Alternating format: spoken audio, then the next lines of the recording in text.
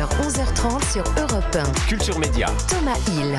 Et on démarre cette émission avec le journal des médias de Julien Pichenet qui a bossé jusqu'à la dernière seconde sur les audiences, notamment d'hier. Combien de téléspectateurs ont regardé la série Maison de retraite ? Ça nous intéresse. Ah bah oui, 3,5 millions pour le premier épisode, ça a bien marché. Sans suspense, TF1 était en tête sur la case du Prime. Maison de retraite a battu, la série L'Art du crime sur France 2 qui fait toujours des gros scores.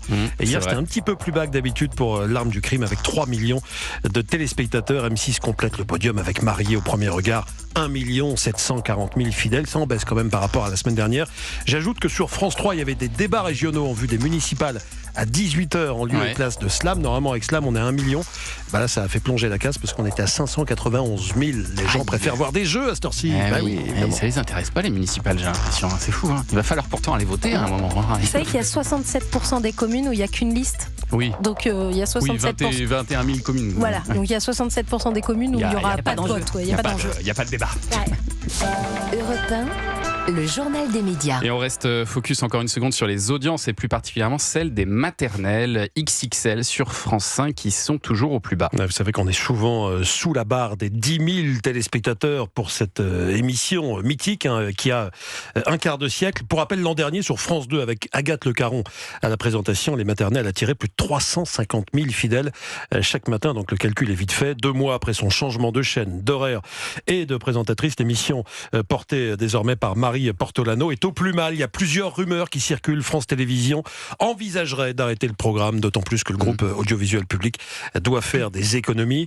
Dans une interview accordée à Pure Média l'Hebdo, l'ancienne présentatrice de l'émission, Agathe Le Caron, reconnaît que le programme a été extrêmement fragilisé, notamment par ces changements d'horaire. Mais c'est une émission incontournable, ajoute-t-elle. Elle ne peut pas s'arrêter. Vous comprenez ça, Valérie Benaïm ? Vous dites aussi c'est une émission incontournable ? C'est une émission très service public, elle me semble essentielle pour le service public. Elle remplit un cahier des charges. Vous l'avez regardé, vous ?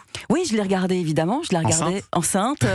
Bien sûr, c'est une émission qui est importante pour les mamans, pour les papas, pour la parentalité de façon générale, et qui apporte des réponses avec des témoignages, moi qui je trouve sont toujours très bien amenés, avec de l'humeur, de l'humour. Donc ce serait dommage que ça s'arrête. Après, peut-être qu'ils souffrent aussi du fait qu'aujourd'hui, on trouve beaucoup de réponses sur YouTube, sur Internet, les gens vont sur ChatGPT. Voilà, c'est ça. Bien sûr, oui, évidemment. Et alors, dans le reste de l'actualité des médias, ce matin, France 2 va déprogrammer le Grand Échiquier. On en avait parlé la semaine dernière, Grand Échiquier exceptionnel consacré à Serge Gainsbourg. Un numéro inédit qui devait être diffusé ce soir. On avait reçu Claire Chazal et Lulu Gainsbourg, fils de Serge Gainsbourg, pour l'occasion. C'était mardi dernier, mais actualité oblige, la chaîne a fait le choix de remplacer le Grand Échiquier et l'émission Comédie Club Express par un nouveau numéro de l'événement, émission politique présentée par Caroline Roux, la guerre qui change le monde. On ne sait pas encore quand sera diffusé ce Grand Échiquier consacré à Serge Gainsbourg. J'avais dit que c'était le meilleur épisode du Grand Échiquier en plus la semaine dernière. J'espère qu'il va être diffusé un jour. Thomas. Vraiment, quelle influence. Et alors, en parlant de la forte actualité concernant la guerre au Moyen-Orient, le Qatar a arrêté des centaines de personnes pour diffusion d'informations trompeuses. D'après le ministère de l'Intérieur, 313 individus de nationalités différentes ont été interpellés pour avoir filmé et diffusé des vidéos lors des attaques de l'Iran et pour avoir publié des informations trompeuses ainsi que des rumeurs. D'autres pays du Golfe ont pris des mesures similaires aux Émirats Arabes Unis. Plusieurs habitants ont reçu des SMS leur indiquant d'éventuelles poursuites judiciaires en cas de partage d'images sensibles ou de diffusion d'informations non fiables. Autant de rien partager du tout, comme ça on est tranquille. Oui, c'est ça. Et alors, côté programme, on y revient. Canal+ va relancer ce jeu dont personne n'a jamais vraiment compris les règles. Non, jamais, personne. Écoutez, ça vous dit quelque chose ? Rouge ou Baptiston? Sylvain Mirouf. Je rote. C'est à vous, Damien, de parler. Je mets une jupe culotte et je dois un passant. Parfait, bien joué. Vous avancez de 2 lurons d'entrée. Jean-François, une réaction? Je fume un néon et je saute sur Olivier Mine. Olivier Mine, c'est la carte mystère. Vas-y. Vaza, bien joué. Vous gardez votre joker. Vous avez 10 trouillons. Je fume un néon et je saute sur Olivier Mine. Oui, vas-y, Vaza. C'est le Camoulox. Bien joué, Thomas. Vas-y, Vaza.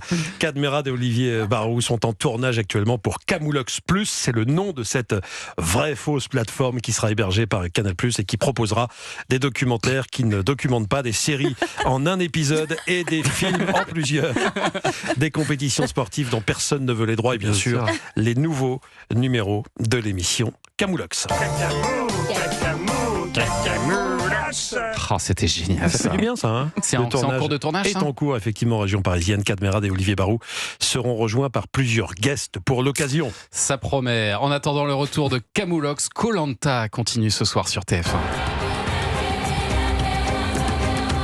Et dans cette nouvelle saison baptisée Les Reliques du Destin, plusieurs nouveautés ont fait leur entrée au sein du jeu. Ces poteries déjà qui peuvent permettre aux candidats sortants d'obtenir un avantage, mais aussi de nouvelles épreuves.